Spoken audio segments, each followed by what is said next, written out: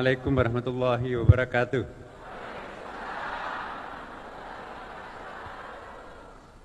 Alhamdulillahil qail fi kitabihil aziz. Qul sadaqallahu fattabi'u millata Ibrahim hanifa wa ma kana minal musyrikin. Inna awwala baitin wudi'a lin-nasi lallati bi Bakkah mubarakan wa hudan lil alamin. Fihi ayatun bayyinatun maqamu Ibrahim. ومن دخله كان آمنا ولله على الناس حج البيت من استطاع إليه سبيلا ومن كفر فإن الله غني عن العالمين أشهد أن لا إله إلا الله وأشهد أن محمدا عبده ورسوله صاحب البرهان اللهم صل وسلم على سيدنا وحبيبنا وشفيعنا ومولانا وأتباعنا قرة أعيننا محمد صلى الله عليه وسلم. Ma ba'd. Yang saya hormati Wakil Kepala Badan Penyelenggara Haji Indonesia, sahabat saya Dr. Dhanil Azhar Majuntak. Yang terhormat Dirjen Penyelenggaraan Haji dan Umrah Adinda Dr. Hilman Latif. Yang saya hormati Dirjen SDM Kesehatan Dr. Yuli Varian MEP. Yang saya hormati Dirut Bank Syariah Indonesia. Yang terhormat para pejabat eselon 2 di lingkungan Kementerian Agama dan di seluruh Indonesia, para kanwil. Di sini juga hadir para staf khusus dan tenaga ahli Kementerian Agama Republik Indonesia, seluruh para calon jamaah haji di seluruh Indonesia. Bermula ketika Allah Subhanahu wa taala menyampaikan dalam sebuah hadis qudsi kita sangat kenal, kuntu kanzan makhfiyan wa uhbibtu an urf fa khalaqtul khalqa fa bi'arf. Aku pada mulanya itu adalah gudang yang tersembunyi. Aku mencintai untuk mengetahui diriku sendiri, lalu aku menciptakan makhluk untuk memahami, mengetahui diriku. Hadis ini sangat masyhur. Jadi ini rencana Allah Subhanahu wa taala, ya. Memang dari awal ingin menciptakan makhluk ketika masih pada saat itu sendirian. Allahu a'lam, kita nggak tahu. Kemudian terciptalah malaikat, jin, dan pada saat itu Allah pun juga mendeklarasikan di dalam Al-Baqarah ayat 30 disebutkan, ya, wa qala rabbuka lil malaikati inni ja'ilun fil ardi khalifah qalu ataj'alu fiha may yufsidu fiha wa yasfiku dima wa nahnu nusabbih bihamdik wa nuqaddisu lak. Ingatlah ketika Allah mendeklarasikan di depan para malaikat, aku akan menciptakan pendatang baru yang namanya manusia untuk menjadi khalifah, representatif aku mengelola alam semesta ini. Maka serentak para malaikat pada waktu itu qalu, jadi interupsinya malaikat kepada Allah, kenapa engkau akan menciptakan pendatang baru itu yang namanya manusia? Bukankah manusia nanti itu yang akan merusak alam dan menyebabkan pertumpahan darah? Sampai di situ Allah tidak keberatan terhadap malaikat. Allah mencintai dialog. Ini tradisi Tuhan. Dialog terhadap anak kecil belum lahir pun. Alastu birabbikum qalu bala syahidna. Mau enggak engkau menjadikan aku sebagai Tuhanmu? Bala, of course, pasti. Ya. Jadi jangan takut berdialog anak kecil. Janin pun diajak berdialog oleh Allah, padahal dia Tuhan. Nah, Fir'aun pun, iblis pun diajak berdialog. Ya. Ma mana'aka an tasjuda lima khalaqtu biyadayya.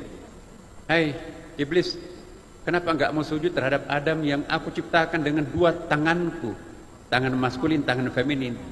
Satu-satunya makhluk Allah yang diciptakan dengan handmade-nya Allah. Jadi manusia itu handmade-nya Allah. Khalaqtu bukan khalaqna. Kenapa nggak mau sujud? Dia akan diciptakan dari tanah yang jorok, saya diciptakan dari api. Ya. Jadi, amkunta, apakah engkau termasuk ya istikbar atau al-alin, mengangkat dirinya tinggi-tinggi? Istikbar artinya sombong, itulah iblis. Masa saya mau sujud kepada Adam dari tanah jorok, saya dari api. Ada teman saya, Pak Ali Mubin di Makassar, dokter. Itu karena iblis tidak tahu kimia. Kalau iblis tahu ilmu kimia pasti mau sujud. Karena komposisi kimia api itu nggak ada apa-apanya dibanding dengan komposisi kimia yang terkandung dalam tanah. Ya. Jadi malaikat pun juga diajak dialog. Jadi Bapak Ibu calon jamaah haji, setelah pulang tanah haji nanti jangan takut berdialog siapapun, karena itu tradisi Tuhan. Ya. Kita lihat Nabi diajak berdialog, semuanya dialog. Tapi yang membuat Allah sedikit agak dari gaya bahasa yang digunakan, ketika malaikat mengatakan lanjutan dari ayat itu, wa nahnu nusabbihu bihamdik wa nuqaddisu lak. Ya. Tadi protesnya, kenapa engkau menciptakan pendatang baru langsung dilantik jadi khalifah? Ya. Padahal dia nanti akan merusak lingkungan dan menyebabkan pertumpahan darah. Sementara kami para malaikat ini nusabbih, senantiasa bertasbih, memuji engkau, wa nuqaddisu lak, dan mengkuduskan engkau. Nah, jadi itu ada semacam unsur menepuk dada sebagai ahli ibadah. Nah, itu yang enggak disukai oleh Allah. Itu disebut dengan al-alin, mengangkat dirinya sebagai orang yang bermartabat tinggi secara spiritual. Sedangkan iblis mengangkat dirinya sebagai makhluk yang lebih tinggi dari segi biologis. Dua-duanya ternyata tidak disukai oleh Allah Subhanahu wa taala. Makanya itu iblis jatuh ke bawah ke lembah neraka, dilaknat. Malaikat pun juga jatuh, Bapak Ibu. Maaf para malaikat, kita baca ayatnya, pemahaman kita seperti itu.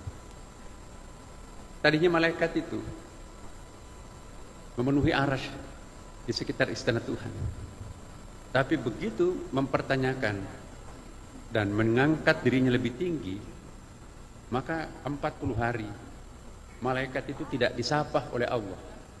Menyesal malaikat, menepuk dada sebagai ahli ibadah. Jadi Bapak Ibu sekalian, hebat apapun dirinya sebagai ahli ibadah, jangan menepuk dada sebagai ahli ibadah. Itu namanya al-alin. Jatuhlah malaikat itu ya setelah 40 hari bertawaf, dan inilah ibadah pertama secara fisik visual hamba Allah, tawaf. Jadi tawaf itu adalah ibadah yang paling pertama, Bapak Ibu sekalian. Turunlah kalian di Baitul Ma'mur. Jadi Allah menciptakan taman mininya arasy. Malaikat disuruh turun, disitulah para malaikat melakukan tawaf. Dan ketika Adam dan Hawa pun juga diciptakan, ikut juga bertawaf di situ. Dan ketika Nabi Adam nanti juga melakukan pelanggaran, yang paling pertama diminta oleh Allah oleh Nabi Adam dan Hawa, bukan minta makan, bukan minta pakaian, bukan minta minum, tapi minta rumah pertobatan. Inni dhalamtu nafsi, ya Allah, kami menganiaya diri kami sendiri, melanggar petuah-petuah. Wala taqraba hadhihi syajarah, jangan mendekati pohon khuldi ini. Semua Anda boleh lakukan kecuali satu, jangan mendekati buah khuldi. Namanya pengantin baru menikmati surga, digoda oleh iblis. Adam, tahu enggak, itu buah khuldi itu dari akar kata khalada, abadi, pohon keabadian. Kalau kamu makan buah khuldi itu, kamu akan abadi di surga. Sementara Allah merencanakan untuk memindahkan kamu di bumi penderitaan, meninggalkan langit kebahagiaan ini. Tidak, kata Adam. Putus asa iblis, dia goda istrinya, Mbak Hawa, tahu nggak kenapa kamu dilarang makan itu?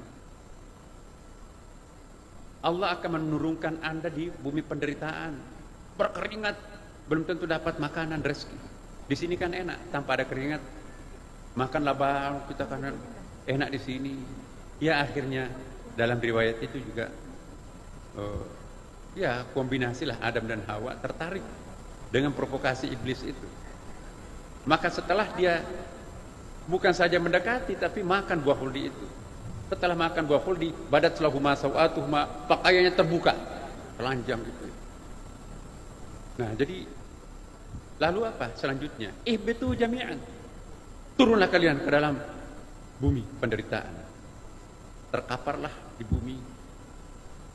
Perjumpaannya nanti itu di Bukit Arafah. Adam dan Hawa berbeda tempat, jatuhnya di bumi, mendaratnya di bumi. Disitulah Adam dan Hawa berjumpa di Bukit Arafah. Di situ nanti Bapak Ibu bisa melihat monumennya. Makanya disebut dengan Bukit Arafah, perjumpaan kembali Adam. Tebatan. Disitulah tawaf seperti apa yang dilakukan ketika bersama malaikat tawaf mengelilingi Arasy di Baitul Ma'mur di sana. Jadi dalam riwayat hadis disebutkan bahwa Ka'bah itu ibarat tusuk sate ke atas, itu urutan ke-14 miniatur Arasy. Jadi di atas sana juga masih ada, kita nggak tahu. Jadi bertawaf mengelilingi Ka'bah itu menirukan malaikat. Jadi itu sambil menggugurkan dosa-dosa Bapak Ibu, bertawaflah mengelilingi Ka'bah di situ. Labbaik Allahumma labbaik, labbaik la syarika lak labbaik, innal hamda wan ni'mata lak wal mulk la syarika lak. Ya. Nah, inilah rumah pertama dibangun. Hajar Aswad itu tadinya Bapak Ibu dalam riwayat itu ya. Itu rumah putih itu atau batu putih. Ya. Jadi bukan Hajar Aswad, tapi Hajar Abyad, batu pualam surgawi. Karena mungkin dosanya manusia dan termakan waktu, maka itu menjadi hitam, menjadilah Hajar Aswad. Hajar Aswad itu kalau kita lihat sejarahnya Hajar Aswad itu sebetulnya itu sudah tinggal 7 butir sebesar kemiri. Karena pernah hilang di situ, dicongkel oleh dinasti Buwaihi, 3 tahun baru ditemukan pecahan-pecahannya. Lalu dibikin macam miniaturnya seperti sekarang ini. Jadi di situ aslinya tinggal sedikit sebetulnya. Itu yang kita cium setiap saat. Bapak Ibu sekalian. Jadi Ka'bah yang Bapak Ibu nanti sebentar akan putari itu, yang bertawaf itu bukan hanya Bapak Ibu. Malaikat dan jin pun juga ikut bertawaf di tempat yang sama. Karena di dalam kitab-kitab kuning disebutkan ada malaikat bumi, ada malaikat langit ya, ulul azminya para malaikat itu. Jadi yang bertanya tentang ataja'alu fiha may yufsidu fiha itu adalah malaikat bumi. Setiap tetes hujan dikawal oleh malaikat, tapi pengawalnya itu malaikat bumi. Lain martabatnya dengan Jibril, Mikail, Israfil, itu malaikat langit. Jadi tabakan antabak ada martabatnya juga malaikat itu, seperti manusia juga. Karena itu Bapak Ibu sekalian, sengaja ini saya ingin sampaikan karena mungkin jarang Bapak Ibu dan para ulama kita pun juga jarang menyampaikan. Ya. Jadi asal usulnya seperti itu. Kenapa ada haji? Haji itu ibadah pertama mendahului salat, puasa dan seterusnya. Semua mulai dari Nabi Adam melaksanakan ibadah haji. Ya. Sedangkan Makkah itu artinya batas tanah suci Mekah. Kira-kira kalau kita Bapak Ibu masuk di Mekah itu ada nanti Bapak Ibu akan menjumpai monumen dudukan Quran di tengah jalan begini ya Bapak Ibu. Di datanya ada Quran di atas itu monumen Quran. Itu perbatasan Quran. Perbatasan tanah suci Mekah. Jadi ada cerita menarik dalam kitab Futuhatul Makkiyah karangan Ibnu Arabi, itu 6 jilid, versi saya 4 jilid. Jadi Ibnu Arabi ini salah seorang waliullah, bahkan ada yang mengatakan imamul aulia, imamnya para wali. Bingung dia, apakah salat 100.000 pahalanya itu di pelataran Ka'bah atau seluruh lingkungan tanah haram? Lalu melakukan meditasi, tahanus. Akhirnya dia berjumpa dengan Abu Bakar As-Siddiq, rohnya Abu Bakar. Ketemu, Assalamualaikum ya Abu Bakar. Waalaikumsalam. Boleh nggak saya bertanya, yang dimaksudkan hadis Nabi, salat di depan Ka'bah atau di tanah suci Mekah lebih luas. Kata Abu Bakar, ini bisa kita lihat di jilid pertama halaman bagian awal Futuhatul Makkiyah, ya, Ibnu Arabi. Waktu Rasulullah hidup, dia menjelaskan hadis ini depan kami.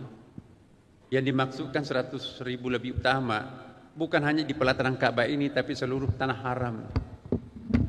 Insya Allah. Jadi Bapak Ibu jangan juga tergila-gila untuk salat harus pelataran Ka'bah. No. Yang penting di batas tanah haram itu, insya Allah pahalanya 100.000. Masjid dekat-dekat kemah ibu itu pun juga asal tanah haram. Itu adalah tanah alladzi barakna haulah, penuh dengan berkat di sekitarnya. Jadi Makkah tempat berdirinya Ka'bah, Makkah tanah haramnya itu Bapak Ibu sekalian. Yang alladzi barakna, yang Allah memberkati di sekitarnya, itu bukan Bakkahnya, tetapi Makkahnya. Subhanalladzi asra bi 'abdihi lailan minal masjidil haram ilal masjidil aqsa. Ya, alladzi barakna haula, yang Allah berkahi di sekitarnya. Ya, jadi bicara tentang manasik haji Bapak Ibu sekalian, jangan hanya teknikalnya seperti yang dalam buku-buku manasik haji yang selama ini kita baca. Maka itu saya minta kepada teman-teman Kementerian Agama, ya, bagian haji, rombak total manasik haji yang selama ini yang terlalu fikih oriented. Kita haji itu bukan hanya untuk ingin menggapai makbulnya haji, tapi yang kita inginkan lebih dari itu adalah mabrurnya haji. Semua haji mabrur itu pasti makbul, tapi tidak semua haji makbul itu mabrur. Apa perbedaannya? Makbul haji ialah seluruh rukun syarat dipenuhi, maka insya Allah hajinya makbul. Tapi tidak semua orang yang menunaikan rukun syarat haji, bahkan mungkin juga sunatnya haji dilakukan, itu hajinya makbul, mabrur. Apa haji mabrur itu Bapak Ibu sekalian? Haji mabrur itu bukan diukur pada saat pelaksanaan hajinya. Makbulnya haji itu diukur ketika kita masih di tanah suci. Tapi mabrurnya haji itu diukur setelah kita pulang dari tanah suci. Makanya itu haji mabrur itu ada 7 keutamaannya. Dan inilah yang kita nanti akan lakukan, ya, Kementerian Agama, walaupun nanti hajinya ke BPH, tetapi tanggung jawab Kementerian Agama memabrurkan hajinya para hujjaj. Haji mabrur itu insya Allah dalam hadis Bukhari Muslim, al-hajjil mabrur laisa lahu jazaa'illal jannah. Tidak ada balasannya kecuali surga. Hapus semua dosa-dosanya. Jadi nanti kayaumi waladathu ummu, pulang dari tanah suci ke tanah air itu dalam keadaan bersih suci seperti bayi yang baru lahir. Itu namanya haji mabrur. Tanda-tanda haji mabrur ialah akhlaknya semakin mulia. Tadinya pilih-pilih teman, sekarang siapapun diajak berteman, pilih sahabat. Ya. Ibadahnya makin rajin, itu tanda-tanda haji mabrur. Kemudian juga semakin jauh terhadap dosa maksiat. Sebelumnya langganan, gunting semua dosa-dosa langganan. Ya. Kemudian ibadah sosialnya semakin nyata, yang tadi dikatakan oleh Pak Wakabadan. Dan yang keenam, dibanggakan oleh Allah depan para malaikat. Inilah hambaku, ya, mendapatkan jamaah mabrur, haji mabrur. Dibangga-banggakan di depan para malaikat, itu hadis Nabi Bapak. Kemudian juga haji mabrur itu pahalanya lebih utama daripada jihad, berjuang di jalan Allah, perang dan seterusnya. Nah, kabar gembira buat Bapak Ibu sekalian tahun ini. Bersyukurlah Bapak Ibu sekalian. Insya Allah tahun ini adalah haji akbar.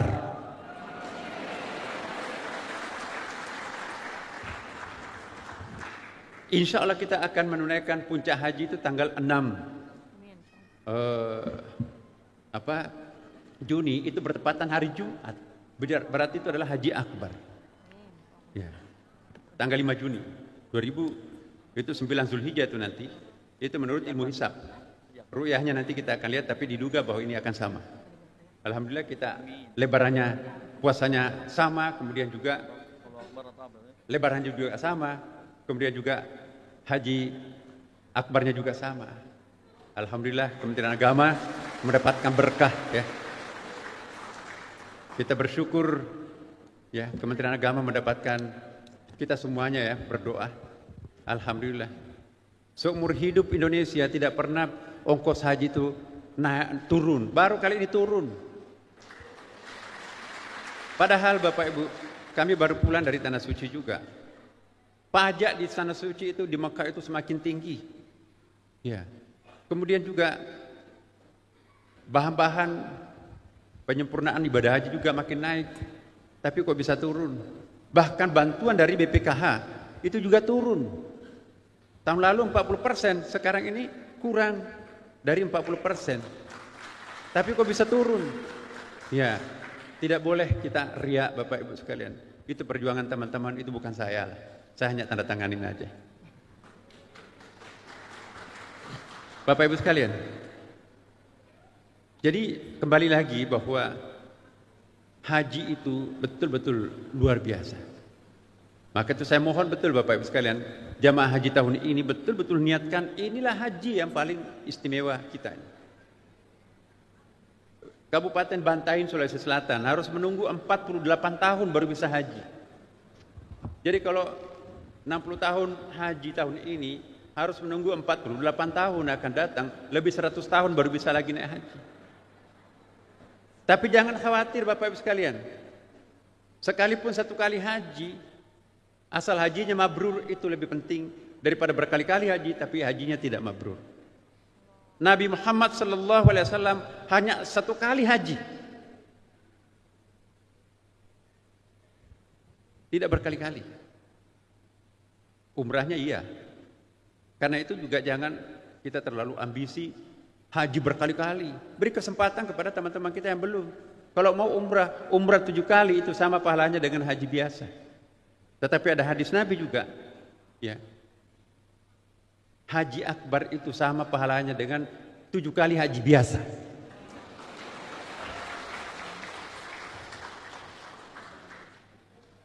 Subhanallah. Saya mohon kepada kita semua, apapun jabatan kita, ya, sekalipun petugas haji, sekalipun pegawai Kementerian Agama, niatkan kali ini tidak ada embel-embel apapun selain hanya untuk haji. Fokus untuk haji, ya Allah, ingin haji mabrur. Maka itu jangan hanya mabrur hajinya 1 tahun, menjauhi dosa 1 tahun, tapi tahun kedua, tahun ketiga, kambuh lagi. Maka itu tanggung jawab kita di Kementerian Agama. Bagaimana merawat kemakbruran haji, karena kasihan teman-teman kita susah untuk haji ulang. Maka itu Bapak Ibu ikuti betul ya perkembangan yang kita lakukan bersama nanti BPH ya. Bagaimana merawat kemakbruran haji. Sehingga manasik nanti akan datang bukan hanya manasik prahaji, tapi ada manasik pasca haji. Bagaimana merawat kemakbruran haji. Apa yang dimaksud manasik? Dari akar kata nasakah, nusuk, manasikon, yaitu orang yang membimbing untuk beribadah secara maksimum, itu namanya manasik. Jadi manasik jangan hanya pada saat prahaji, pasca haji pun juga harus ada manasik. Apa yang harus kita lakukan untuk memulihkan kembali kemakbruran haji? Redup-redup pahala puas kemakbruran haji kita, kinclongkan kembali dengan memperbanyak istighfar. Maka kinclong lagi kemakbruran haji kita. Tidak perlu haji lagi, tetapi kinclongkan, bikin cerah kembali dirinya dengan cara melakukan berbagai macam hal. Bersyukurlah Bapak Ibu, Indonesia bisa menunaikan ibadah haji seperti sekarang. Bayangkan pada tahun 1937 sampai 1948, 11 tahun lamanya. Pada masa Perang Dunia Kedua, ketika Belanda bercokol di tanah air kita ini, kita tidak boleh menunaikan ibadah haji. Dilarang keras oleh Belanda. Kenapa? Karena setiap kali pulang dari jamaah haji, para jamaah haji itu berfungsi sebagai pemberontak terhadap pemerintahan Belanda. Diteliti, maka diutuslah Profesor Dr. Snopur Gronje melalui instruksi gurunya yang namanya Profesor Dr. Salomon Keizer. Ya, penasehat di Belanda di Asia Tenggara. Dia nggak pernah ke Indonesia, tapi fasih bahasa Indonesia, termasuk menerjemahkan I'anatul Talibin, kitab fikih di pesantren yang bermazhab Syafi'i itu. Karena mereka menganggap mazhab Syafi'i harus dilestarikan di Indonesia. Karena itu mengedepankan paternalistik dan patriarkal. Apa yang dimaksud patriarki Bapak Ibu sekalian? Tidak perlu menundukkan satu Indonesia, tundukkan raja-rajanya. Apa kata rajanya? Maka itu kata rakyatnya. Dan tidak perlu menundukkan perempuan. Apa kata laki-laki? Itu adalah kata perempuan. Karena masyarakat Indonesia adalah masyarakat patriarki. Nah, mazhab Syafi'i dianggap oleh beliau, mereka sebagai mazhab yang mendukung patriarkal dan paternalistik. Saya nggak tahu apakah pendapat ini benar atau salah, tetapi itu alasannya. Maka itu fi dilalil Quran dan buku fikih-fikih yang bermazhab lain tidak boleh masuk di Indonesia. Termasuk tafsir Sayyid Qutb. Belakangan baru bisa beredar tuh. Nah, jadi Bapak Ibu sekalian, sejarah haji juga perlu Bapak Ibu tahu, sejarah politik Hindia Belanda tentang haji. Jadi kalau ada usaha untuk mempersulit jamaah haji, itu persis seperti yang dilakukan oleh Belanda pada waktu itu. Nah, kita negara merdeka, maka kita bersyukur Pak Prabowo sekarang ini. Saya baru pisah kemarin Bapak Ibu, kami ikut juga menyertai perjalanannya ke luar negeri. Saya nggak tahu kenapa saya juga ikut, tapi memang ada MOU di kita tanda tangani. Sepanjang jalan makan pagi, breakfast, makan siang, makan malam, kita diskusi. Dan di situ kelihatan bahwa semangat Pak Prabowo untuk memberikan pelayanan terhadap warga bangsa Indonesia, ya, tanpa membedakan agama apapun, etnik manapun, tapi tentu terutama umat Islam sebagai terbesar jumlahnya, fasilitas perhajian itu betul-betul mendapatkan perhatian khusus.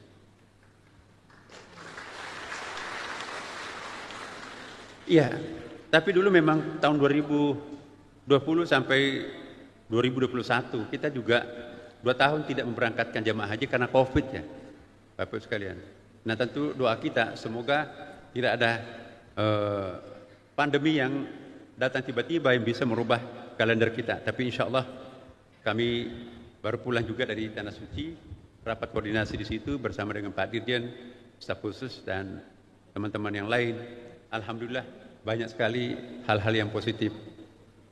Saya ingin menyampaikan sedikit saja karena ada sesuatu yang tidak boleh kita publikasi Bapak Ibu. Tapi akhirnya juga saya sebutkan ini. Negara lain Bapak Ibu, umur 70 tahun ke atas hanya diberi kesempatan untuk 7% pendaftarnya. Dan maksimum orang 90 tahun, kalau orang sudah lewat 90 tahun, nggak boleh lagi ke Tanah Suci. Tapi melalui lobi-lobi. Saya berjumpa langsung dengan Menteri Kesehatan Saudi Arabia. Saya berkali-kali menjumpai Menteri Haji dan juga sampai ke tingkat penasehat raja. Karena saya sangat beruntung Bapak Ibu sekalian. MBS, ya, putranya Raja Salman membuat yayasan. Yayasan ini sangat penting karena itu bantuan-bantuan luar negerinya pun juga ikut disuarakan oleh pengurus yayasan ini.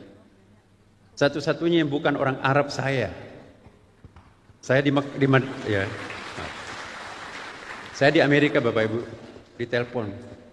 Saya pikir siapa yang nelpon pakai bahasa Arab. Where are you? Di mana? Aina anta di mana Anda? Ana fi Amerika. Dia rubah bahasa Inggris. I'm in America. Nah, dia minta saya menjadi advisor, semacam penasehat yayasan itu. Why me? Kenapa saya? Ya, akhirnya ditunjuk sebagai 7 orang dan 1 diantaranya orang Indonesia menjadi advisernya, penasehatnya. Dan di situ lingkungan raja Bapak Ibu sekalian. Dan alhamdulillah, jadi ada jalur komunikasi kami langsung dengan raja. Dan satu-satunya mungkin di negara lain tidak ada yang diberikan kesempatan berhaji di atas 90 tahun hanya Indonesia Bapak Ibu. Langsung di WA, masih ada tuh WA-nya di handphone saya. Tapi itu jangan disampaikan ke teman-teman negara lain. Jadi Bapak Ibu sekalian, inilah pentingnya lobby. Dan siapa yang melobi itu juga penting. Karena itu Bapak Ibu sekalian, kita sangat bersyukur menjadi orang Indonesia. Setiap tahun kita mendapatkan penghargaan dari pemerintah Saudi Arabia. 1/5 jamaah haji di dunia adalah dari Indonesia. Terbesar di dunia Bapak. Tetapi tingkat pelanggaran yang paling sedikit para jamaah haji adalah Indonesia. Saya juga berkesempatan keliling penjara, Bapak Ibu, di penjara-penjara di Saudi Arabia dalam kapasitas saya sebagai kelompok ahli Badan Penanggulangan Teroris BNPT. Jadi satu waktu kami keliling, saya cari orang Indonesia di penjara-penjara di Saudi Arabia. Saya tidak temukan orang Indonesia. Saya tanya kepada sipirnya, kok kenapa orang Indonesia saya tidak jumpai di penjara Madinah dan di Jeddah juga ya? Ya, ini aneh katanya. Itu jenderal tuh. Aneh. Warga negara asing yang paling padat di Mekah, Saudi Arabia adalah Indonesia. Bahkan menyebut angka kurang lebih 2 juta. Ya. Tetapi yang paling sedikit masuk penjara ini adalah orang Indonesia. Berarti tingkat pelanggaran pidana, pelanggaran sosial di sana itu Indonesia paling kecil. Yang lainnya memang maaf kalau saya sebutkan negaranya, misalnya Pakistan, Mesir, banyak sekali di situ itu. Tapi saya cari orang Indonesia itu nggak ketemu. Maka itu orang Indonesia dianggap sebagai jamaah haji yang paling tertib. Makanya itu mereka menganggap contohilah Indonesia. Negara-negara lain banyak belajar tentang haji seperti jamaah haji negara-negara Afrika. Datang ke Indonesia belajar bagaimana pengelolaan ibadah haji, kok bisa tertib seperti itu. Ya. Saya kira ini adalah kesadaran universal. Ini karena budaya Indonesia ini adalah budaya maritim. Maritim itu beda dengan continental culture. Budaya kontinental negara daratan itu, Bapak Ibu, dalam antropologi, budaya kontinental itu stratifikasi sosialnya, struktur sosial itu bertingkat-tingkat. Raja, ya, kemudian raja kedua, raja ketiga. Jadi ada 12 struktur pada masa Nabi. Jadi Rasulullah diutus dalam masyarakat yang memiliki kasta 12. India cuma 4 kastanya, repot. Nabi menghadapi 12 kasta pada waktu itu. Dan dijadikan cuma 1 kasta. Ya, maka itu kasta tunggal itu adalah disebut dengan umat. Jadi kabilah dirubah menjadi umat. Sya'bon dirubah menjadi umat. Hisbon dirubah menjadi umat. Ya, kemudian juga Syiah dirubah menjadi umat, golongan ya kan. Kemudian Hisbon dirubah jadi umat, Qaumun dirubah menjadi umat. Ya. Wal takum minkum ummatun yad'una ilal khair. Kuntum khair umat. Ya. Jadi al-ummah di sini adalah suatu komunitas yang diikat oleh rasa cinta yang sangat dalam. Maka ummah itu kan bahasa Hebrew, bahkan bukan bahasa Arab sih. Itu bahasa Ibrani, bahasa Hebrew dipinjam menjadi bahasa Arab untuk memberikan merek terhadap ibu, maka itu ibu itu disebut ummi, itu bahasa Hebrew. Artinya ummi, cinta sejati. Pemilik cinta paling sejati adalah ibu. Tidak ada lagi air mata tengah malam yang mengucur kalau ibu itu sudah wafat. Bapak tidak seperti ibu. Maka itu ummi. Dari akar kata yang sama muncul amamah, keterdepanan. Imam, pemimpin berwibawa. Makmum, rakyat yang santun. Imamah, konsep yang mengatur antara imam dan makmum, undang-undang itu. Itulah nanti disebut dengan ummah. Jadi hilang kabilah, hilang hisbon, ya, hilang sya'bon, hilang qaumun, hilang syi'an. Yang muncul adalah ummah. Ya, kuntum khaira ummah. Nah, jadi Bapak Ibu sekalian, inilah yang kita harapkan melalui jamaah haji. Semoga rukun iman, rukun Islam yang kelima ini insya Allah akan menyempurnakan keislaman dan keimanan kita, Bapak Ibu. Iya, insya Allah tahun ini, besok ini kita akan mendapatkan haji akbar. Apa keutamaan haji akbar dalam hadis Nabi, Bapak Ibu sekalian? Keutamaannya, walaupun riwayatnya saya belum cek, nanti saya akan kembali, saya akan takhrij meneliti hadis ini, tingkat validitasnya, kesahihannya. Saya temukan dalam kitab-kitab kuning 70 kali lebih utama, ya, 70 haji biasa untuk bisa menyamai dengan haji akbar ini. Jadi kalau besok ibu haji sama dengan 70 kali haji. Ya. Inilah kekasihnya Allah diundang haji pada tahun ini. Yang kedua, doanya diijabah, Bapak Ibu. Maka itu saya ingatkan nanti kalau sudah sampai ke tanah suci, jangan egois. Apa maksudnya jangan egois? Ini sambutan panjang ini. Tambah ya Bu ya.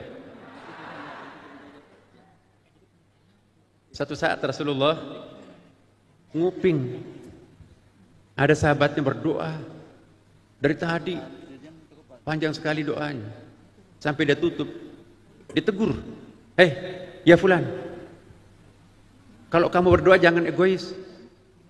Maksudnya apa? Dari tadi saya dengar kamu berdoa, yang didoakan dirinya, keluarganya, enggak pernah mendoakan yang lain, itu egois. Lalu diajari berdoa seperti ini, Allahumma ighfirlil muslimina wal muslimat wal mu'minina wal mu'minat al ahya'i minkum wal amwat innaka sami'un qaribun mujibud da'wat birabbil alamin. Doa ini wajib dibaca oleh khatib pada khutbah kedua. Menurut Imam Syafi'i, kalau ini enggak dibaca, batal Jumatnya orang itu. Ya Allah, ampunilah muslim laki-laki dan perempuan, mukmin laki-laki dan perempuan, baik yang masih hidup maupun yang sudah wafat. Jadi jangan mendoakan dirinya sendiri, doakan bangsanya, negeri kita ini Bapak Ibu. Doakan Palestina juga, itu kan saudara kita juga, yang didolimi oleh tetangganya, yang kita kenal itu, Israel. Jadi doakan semua penderitaan yang dialami secara global umat Islam itu. Saya mohon betul ini Bapak, karena doa ibu Bapak dalam Haji Mabrur, Haji Akbar ini akan diijabah. Mudah-mudahan doa Bapak Ibu. Ada riwayat doa yang dipanjatkan oleh 40 orang ke atas, jangan khawatir untuk tidak diijabah Allah. Ini hampir 4 juta nanti akan muktamar di Padang Arafah. Kalau serentak mendoakan Palestina, insya Allah Tuhan akan memberikan keutamaan Palestina, dan pendalimnya nanti akan diberikan sesuatu, nggak tahu apa. Jangan mendoakan negara lain binasa Bapak Ibu. Ingat hadis Nabi, tidak pernah keluar doa dari mulutnya Rasulullah membinasakan orang, membinasakan bangsa. Allahumma hdi qaumi, ya Allah ampunilah, berikanlah petunjuk kepada kaumku. Kan malaikat, mau nggak saya balaskan penderitaanmu? Nabi mengungsi ke Taif, dikejar, dihadang oleh preman Taif, dilempari batu, diusir, berdarah tumitnya Rasulullah. Datang malaikat penjaga gunung Taif, mau nggak saya balaskan penderitaanmu ya Rasulullah? No, jangan. Jangan lakukan itu. Umatku melakukan itu karena dia tidak tahu siapa aku. Nabi mengangkat kedua tangannya, Allahumma ya Allah, Allahumma hdi qaum, ya Allah ampuni kaumku. Dia melakukan itu. Kenapa? Karena la ya'lamu, dia tidak tahu siapa aku. Malaikat pun kagum. Jadi kalau kita didalimi orang, lalu kita memaafkan orang itu, maka Allah yang akan menilai itu suatu prestasi. Ya. Kalau kita difitnah orang, maafin. Itu urusannya dengan Tuhan. Jangan ada dendam di antara kita. Ya. Barang siapa yang rajin memaafkan, akan mudah dimaafkan. Apa kita nggak punya dosa? Banyak dosa kita kan. Kalau kita pelit memaafkan orang lain, Allah pun juga pelit memaafkan kita. Rajin kita memaafkan saudara sendiri, Allah pun juga rajin memaafkan dosa kita. Saya mohon kita semua, para jamaah haji, petugas haji, kita semuanya kembali haji mabrur setelah menunaikan haji akbar. Insya Allah kita akan menjadi manusia baru. Ya, manusia baru betul-betul menampilkan penampilan yang perspektif untuk kejayaan umat dan bangsa kita akan datang. Bapak Ibu sekalian, terlalu panjang sebuah sambutan ini. Ya, saya akan mengakhiri ya bahwa teman-teman, terutama para petugas, saya mohon betul, ya, keputusan Menteri Agama Saudi Arabia hanya 1% petugasnya. Maka itu kita hanya tes, kemarin yang lulus itu hanya 1%. Kita lobby, termasuk saya teleponan WA Menteri Haji, dibalas bahwa ya khusus untuk Indonesia maka diberikan ya 2 kali lipat pembimbing yang telah ditetapkan oleh negara lain. Tadinya 2.100 orang Bapak Ibu sekalian, maka sekarang pembimbing dimungkinkan kita untuk bertambah 4.200 lebih. Tapi ini kita belum tentu penuhi semuanya karena ini adalah masalah pembiayaan, ya, masalah efektivitas dan seterusnya. Hanya saya mohon kepada para pembimbing, para petugas, ini adalah tanggung jawab. Saya ingin menekankan kepada para pembimbing, petugas, jangan sampai justru jamaah yang mengurus para pengurus haji. Seharusnya melayani haji, malah dia yang dilayani oleh jamaah haji. Mohon maaf Bapak Ibu, kalau memang tidak sanggup untuk menjadi pelayan pembimbing haji, nggak usah terlalu maksakan diri, pakai memo macam-macam. Padahal umurnya sudah hampir 80 tahun, pakai tongkat, bagaimana bisa mengangkat mayat, bagaimana bisa mengobati, bagaimana bisa menyelesaikan. Nah maka itu pembimbing, mohon nanti kualifikasi tertentu memang kita batasi dari segi umur Bapak Ibu. Dan saya mohon pengertiannya, karena tugas kita adalah untuk menyukseskan para hujjaj. Kami juga tidak mohon tambahan kuota haji Bapak Ibu, demi untuk memberikan kenyamanan para jamaah haji kita yang sah. Kalau kami minta mungkin juga bisa dipenuhi, tetapi apa artinya dapat tambahan 20.000 misalnya, tapi sudah nggak ada lagi tempat di Mina, di Arafah, di hotel-hotel. Akibatnya apa? Nanti khawatir mereka akan menyerbu kemahnya orang, menyerbu busnya orang, menyerbu makanannya orang. Akhirnya muncul di media macam-macam. Kami sudah berusaha untuk semaksimal mungkin Bapak Ibu untuk memberikan pelayanan yang terbaik sekalipun biaya murah. Tetapi faiza azamta fatawakkal 'ala Allah, innallaha yuhibbul mutawakkilin. Kalau Anda sudah melakukan optimalisasi perjuangan, serahkan dirinya kepada Allah. Sesungguhnya Allah mencintai orang yang tawakal. Bapak Ibu semua, kami tidak akan membeda-bedakan siapapun. Ini saya doktrinkan betul kepada pegawai Kementerian Agama. Jangan memilih-milih buluh untuk ditolong. Wah, itu bukan golongan saya. No. Bapak Ibu sekalian, kalau kami mendengarkan itu, ada semacam penelantaran jamaah karena bukan kelompoknya, bisa dipastikan tidak akan pernah dipakai lagi di akan datang. Saya mohon betul. Ya. Enggak ada lagi golongan-golongan apapun. Semua adalah tamu Allah, duyufullah, duyufur rahman.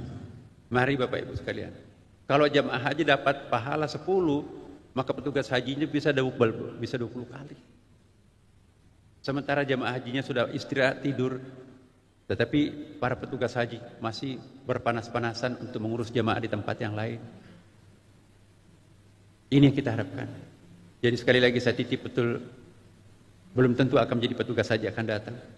Belum tentu akan diberi kesempatan seperti ini. Maksimumkan perjuangan pertolongannya kepada para jamaah, maka insya Allah Allah pun juga maha penolong. Ya, demikian Bapak Ibu sekalian. Dan untuk itu mari kita mohon kemurahan dari Allah Subhanahu Wa Taala. Di seluruh Indonesia di sini hadir Bapak Ibu sekalian. Sebentar lagi akan ada penghargaan. Doa yang berjamaah kami perlukan agar semoga pelaksanaan pelaksanaan haji ini berjalan lancar tanpa kekurangan. Dan juga kalau misalnya Bapak Ibu menemukan kelemahan kekurangan, terimalah itu sebagai suatu kekhilafan kami, dan kami minta maaf. Seluruh kekurangan pelaksanaan ibadah haji yang akan datang, tanggung jawabnya adalah Menteri Agama. Saya yang bertanggung jawab Bapak Ibu sekalian. Karena itu apapun yang terjadi, taruhannya saya. Saya ingin betul-betul memaksimumkan pelaksanaan ibadah haji ini, supaya nanti pelaksanaan ibadah haji akan datang oleh BPH itu ada semacam patronnya. Kami juga akan mewariskan sebuah buku besar yang belum pernah terjadi selama ini. Buku besar haji mulai dari A sampai Z-nya, sampai mikro pendanaannya itu. Jadi siapapun pelaksana haji akan datang, tinggal buka kitab sucinya haji. A sampai Z ada di situ. Dan ini belum pernah terjadi, supaya nanti jangan bingung. Siapapun pelaksananya, panitianya, tinggal mengikuti buku besar itu. Hanya ada perubahannya sedikit-sedikit. Karena itu, kalau Bapak Ibu menemukan kekurangan, kelemahan, mohon pengertian Bapak Ibu. Kami sudah mengusahakan yang terbaik, tapi kemampuan kami hanya manusia biasa, bukan malaikat. Mohon maaf sebelum kejadian itu. Tapi inilah harapan kami. Dan untuk itu mari kita bersama-sama membaca doa. Induknya doa adalah surah Al-Fatihah. Semoga hari ini Allah mengabulkan doa kita bersama. Ala hadhihi niyyah. Al-Fatihah. A'udzu billahi minasyaitonir rajim. Bismillahirrahmanirrahim. Alhamdulillahi rabbil alamin. Ar-Rahmanir Rahim. Maliki yaumiddin. Iyyaka na'budu wa iyyaka nasta'in. Ihdinas siratal mustaqim. Siratal ladzina an'amta 'alaihim ghairil maghdubi 'alaihim waladdallin. Amin amin ya rabbal alamin. Wassalamualaikum warahmatullahi wabarakatuh.